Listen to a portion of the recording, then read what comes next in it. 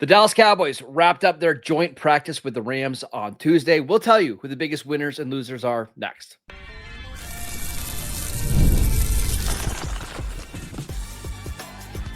You are Locked On Cowboys, your daily Dallas Cowboys podcast. Part of the Locked On Podcast Network, your team every day. Welcome back to the Locked On Cowboys podcast, part of the Locked On Podcast Network, your team every day. We'd like to thank you for making us your first listen of the day. Today's episode is brought to you by FanDuel. Right now, new customers can get $150 in bonus bets when your first $5 bet wins.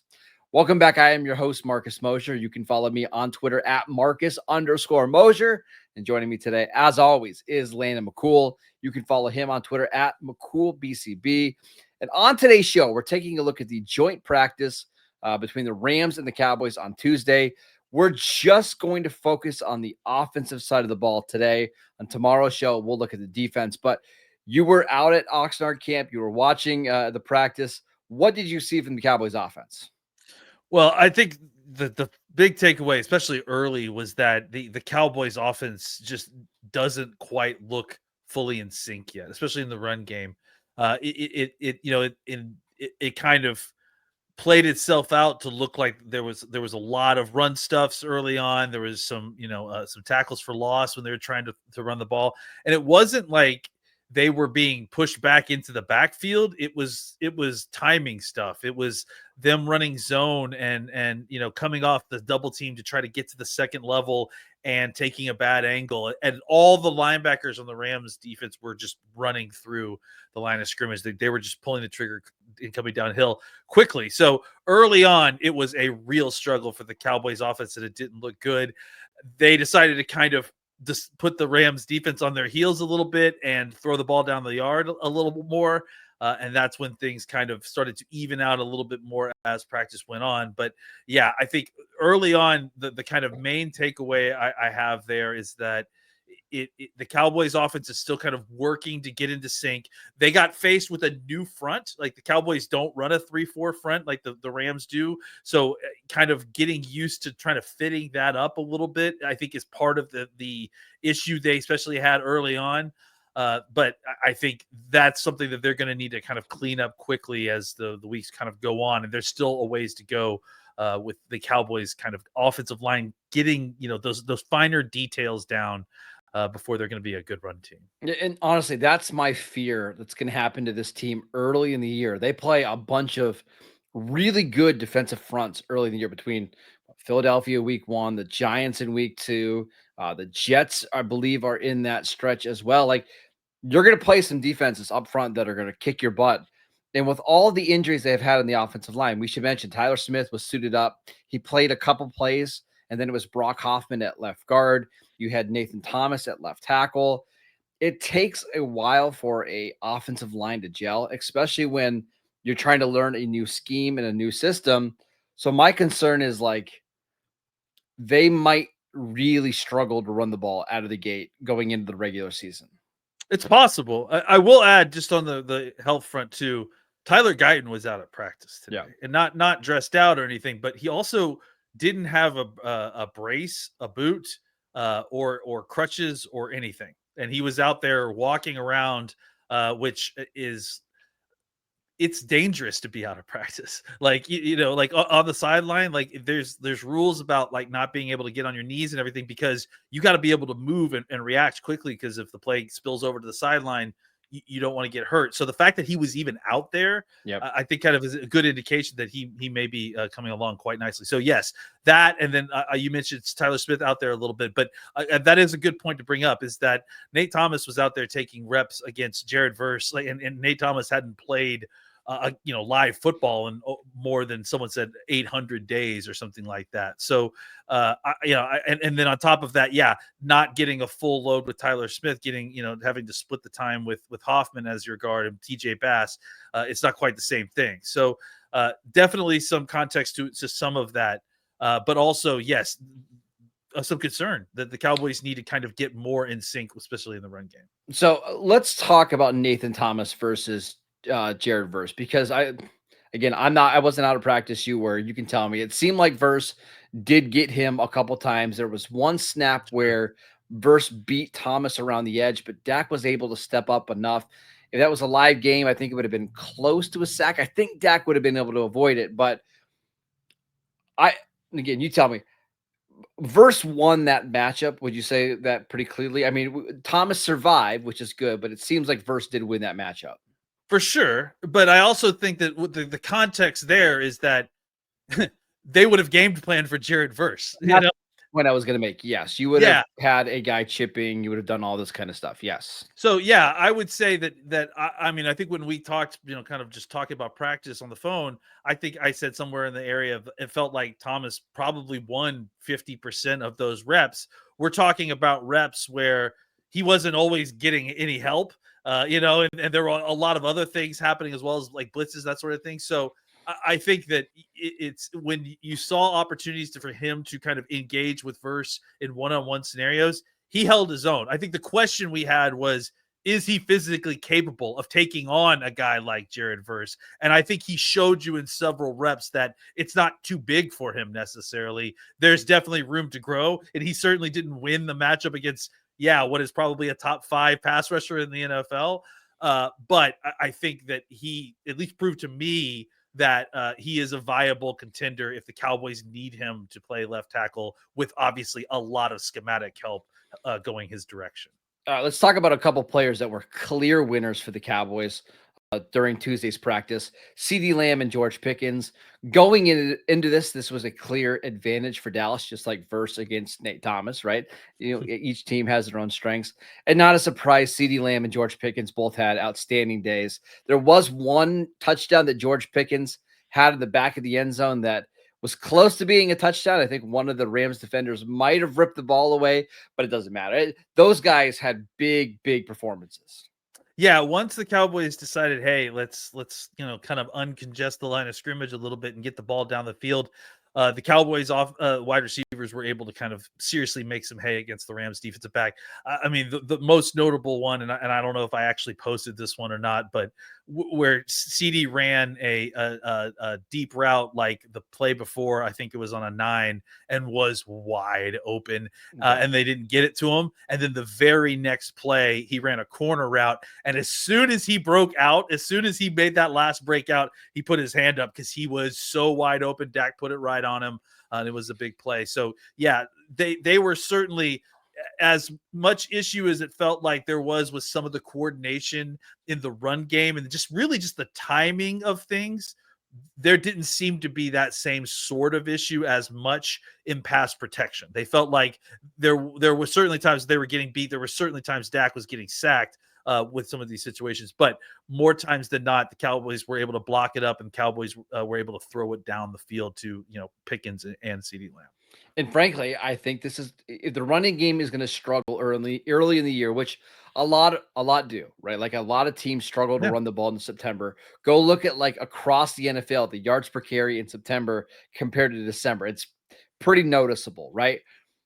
Leaning on CeeDee Lamb and George Pickens early in the year to be your offense isn't a bad thing. Dak obviously has a great connection with CeeDee Lamb, and you're going to be facing some secondaries, maybe outside of Philadelphia, that I do think you can get a little bit. I expect the Cowboys to be very effective and efficient in the passing game right away. Yeah, I mean, I think this practice played out exactly how a game could play out, where they're focusing on stopping the run. They're pulling the trigger to come downhill quickly. And how do you get them to stop? You beat them through the air. You throw the ball over the top of them. You get some big chunk plays and push those safeties back out of the box. All right, let's talk about some other players that stood out during the Cowboys joint practice with the Rams. We will get to that next. This episode is brought to you by Yahoo Fantasy. It's the best time of the year. NFL kickoff is almost here, and that means fantasy football season is back in full swing.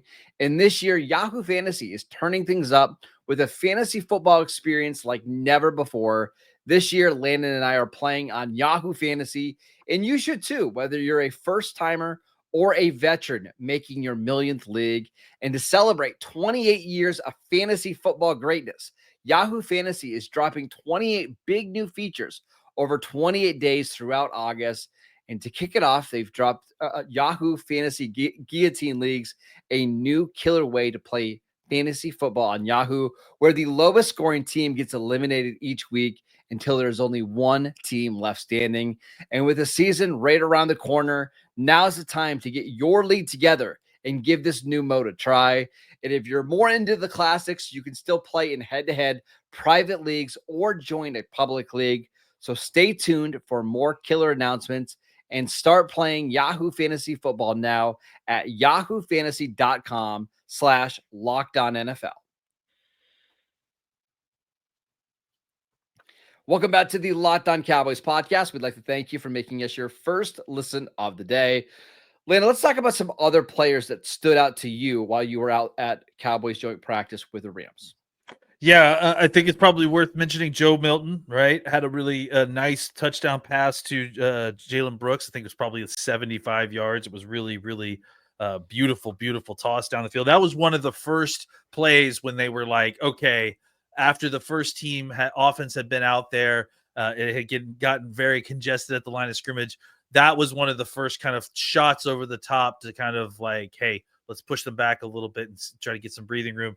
Worked out a little bit better than that when they were able to throw a 70-yard touchdown catch to Brooks. Really good play by Brooks as well to kind of go up and get that ball. Since we're talking about wide receivers, let's talk about the two other guys that are kind of vying for that wide receiver 3 spot in Jonathan Mingo and Jalen Tolbert. Tolbert had a really nice day. He caught a bunch of passes, especially in 2-minute, where he was really featured. They were trying to do a 2-minute move the ball, and that's really where it felt like the Cowboys offense looked the most comfortable and looked the most natural kind of start to finish in that period. They looked good in red zone too, which was, I think, right after that. But in that 2-minute period is where it really felt like the tide kind of turned a little bit in the back and forth between the offense of the Rams defense. And Tolbert was getting a lot of these kind of underneath drag routes as all the space that was being created by the big guys going down the field.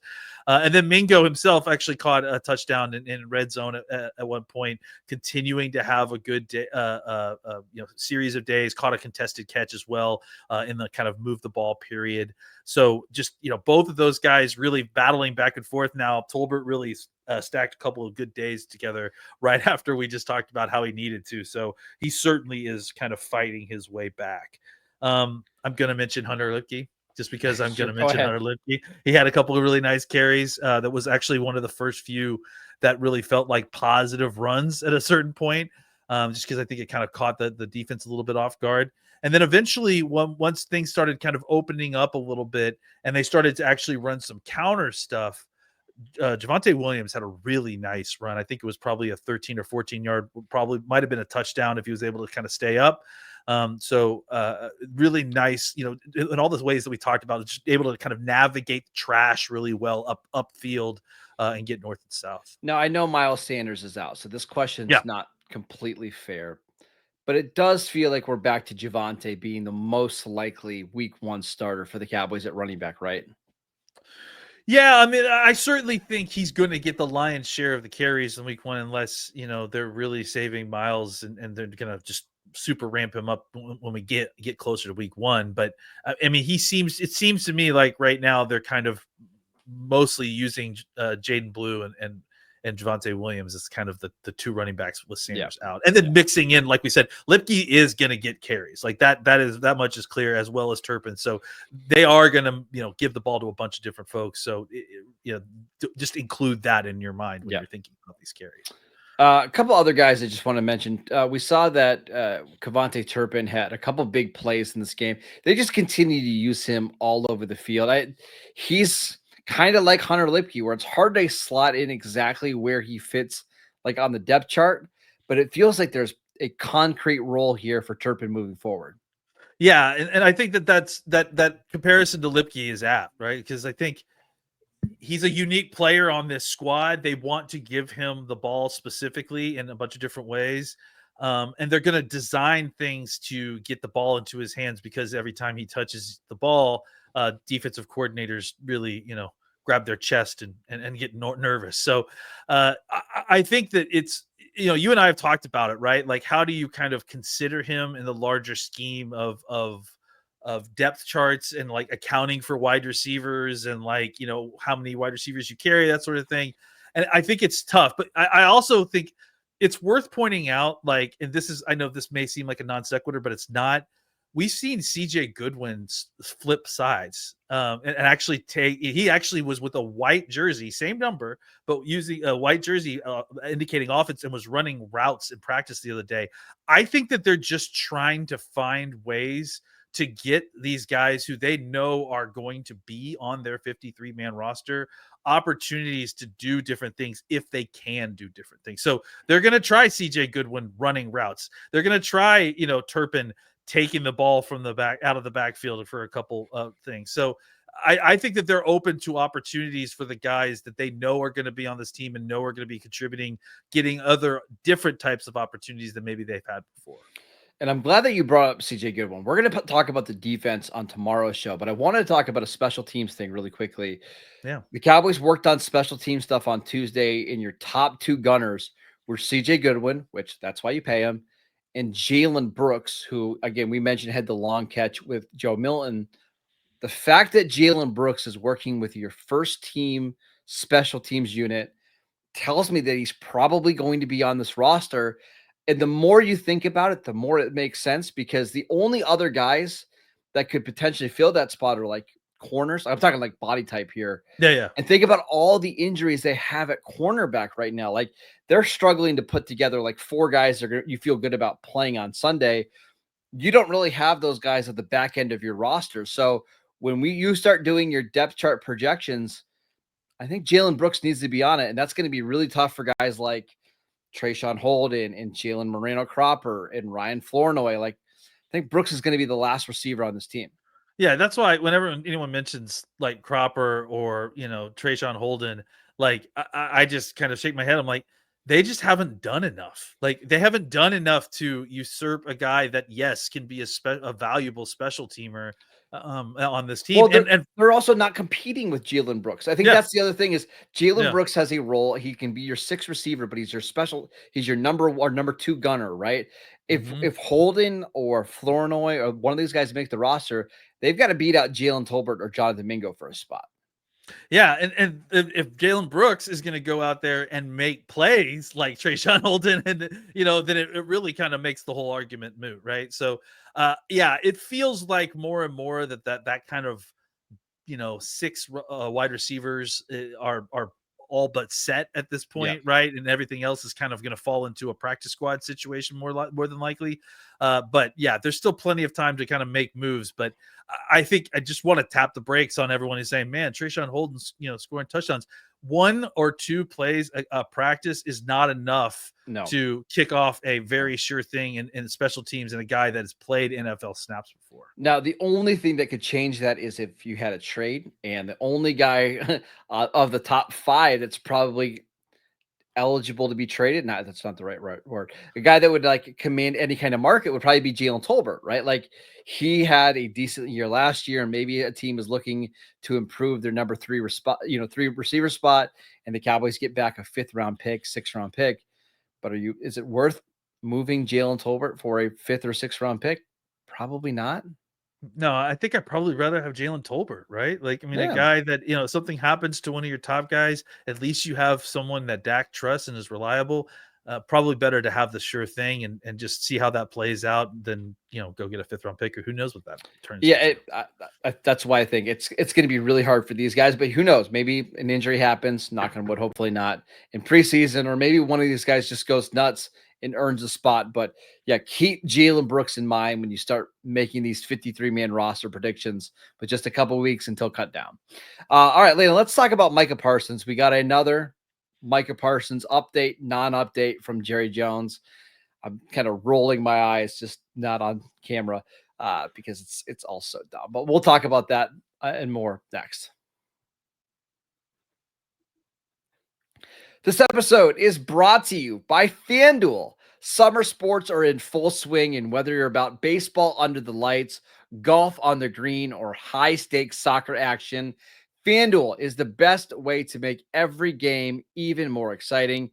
You're already following the action. Why not make it just a little bit more thrilling With FanDuel, you can get in on the game while your friends are out getting sunburned at the beach.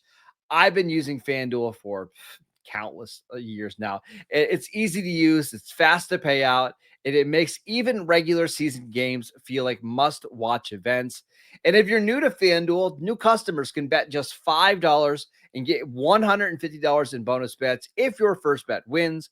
Just open the FanDuel app today or visit FanDuel.com to get started. Welcome back to the Locked On Cowboys podcast. We'd like to thank you for making us your first listen of the day. For your second listen, check out Locked On Bets. Betting experts Lee Sterling and Kevin Rogers have daily MLB locks and can't miss football futures. Find Locked On Bets on YouTube or wherever you listen to your podcasts. All right, Jerry Jones update on Micah Parsons. He has not spoken to Micah Parsons' agent, David Mulugheta, since the trade request. There's no urgency, according to Jerry Jones. And he said, does he have concern that Micah was going to miss week one? And he basically said, yeah, there's a chance that Micah misses week one. What do you make of all of it? Well, first of all, he did say there's no urgency, but he said that he was urgent. He said that there was no update and that he's not sure if he said everything. He said all the things. He said I'm not sure. He's under contract. He said again, like 400 times, in kind of response to, kind of obfuscating the questions that were coming from the reporters. There's no update here. There's no new news. Look, even like, and I know that this is being reported too because I've talked to you after this, but I was standing right there, like the whole, kind of, I'm uncertain if he's going to play week one. Like those weren't like his words. That was him responding to, are you certain that he's going to play week one? He's like, yeah. No, how could I be certain? Because I'm only 50% of this equation. So, I just think that it's such a contentious situation. Like even being there with the media, like watching them kind of go back and forth. He doesn't want to answer any of these questions because there's no real report. What's he supposed to say? It's a standoff. And no, I haven't talked. That's the truth. I think the media has a job to report on what's going on and what the updates are. But the truth of the matter is that when you're in a contract standoff, there is no update until somebody talks to the other person, right? So we can kind of have these new headlines every single day based on whatever quote Jerry said based on what the reporter asked him. But until there's an actual, like someone picking up the phone and calling each other, there's no real update. Okay, I've got some takes here, but first of all, Please, yeah. Why aren't they talking to each other? I guess I've never understood this. Like Jerry and Stephen Jones have this philosophy of like, hey, if you call first, you're likely going to lose the deal. I just feel like that's such nonsense. Like, why aren't you setting offers every single day? That's not even the thing, because we found out that David called them, right? So like, if that was the case, if it was just about like, who blinked first, they've already reached out to the Joneses and they're not taking the call. So it's not like I don't understand that at all. Why aren't you taking a call? No idea. So I think here's what it is that ultimately the thing that Jerry kind of reiterated again is that in his mind, they have a deal already agreed to. And so what is there more to discuss as far as he's concerned, which is a total BS response, but that's, his take. Yeah, I was going to mention that. He mentioned again about that they shook each other's hands and looked into each other's eyes, and he thought a deal was done. He said, no, there was no paperwork or anything like that. And I think, again, reading between the lines, that Jerry is very upset that Micah looked him in the eye and kind of decided, hey, I'm not doing that deal after some other guys got a deal, right? Like, so I think he's still mad, right? The other part that he talked about a little bit was, Micah's got a contract, and we've had other guys that have played out their contract and played on franchise tags. And I'm starting to wonder if Jerry just wants Micah to play out this year, and they're completely fine having him play out the year on the 5th-year option, like Dak played out on a franchise tag, like DeMarcus Lawrence played out on a franchise tag. I would not advise that at all, but it seems like they are way more open to that idea than I previously thought. I, I don't really know like about that specifically, but I do want to kind of go back to what you said like 2 things ago, in that I think that both of these sides are acting like complete idiots, right? Like, I'm sorry, it's dumb for if what is being reported really is true, it's dumb for Micah to have walked into Jerry, started to talk about money and years, and think that he didn't need to at that point bring in his agent, and then to pretend like he was being taken advantage of. I'm sorry, I simply don't believe that. And it's also stupid and dumb that Jerry Jones, of all people, didn't understand that you had to get it in writing. Are you crazy? You think that we don't know that you're a very shrewd businessman? Look at the B in front of your Ilion, buddy. We know how much money you got. You know how to make deals. So I think both sides are playing stupid to try to gain more leverage. So let them kind of continue to play this out. At some point, somebody's got to further blink to kind of break the cycle of both sides being too dumb to get this deal done. One last note from Tuesday practice. Brian Schottenheimer turned his visor around. I know that's very important to some people out there. He's now going with the front visor, which kudos to him. No, he flipped it right back because everyone in the media room was like, "Turn it back around, please." And so, yeah, his opinion was is not shared by any other folks in the media scrum. Yeah, there you go. He was reacting to Colin Cowherd saying, "You're not a serious coach if you have it backwards. It doesn't matter." All right, that is it for today's show. We want to thank you for making Locked On Cowboys your first listen every single day. Go download the podcast wherever you get your podcasts. We are free and available on all platforms. He's Landon McCool. I'm Marcus Mosher. We will see you right back here tomorrow.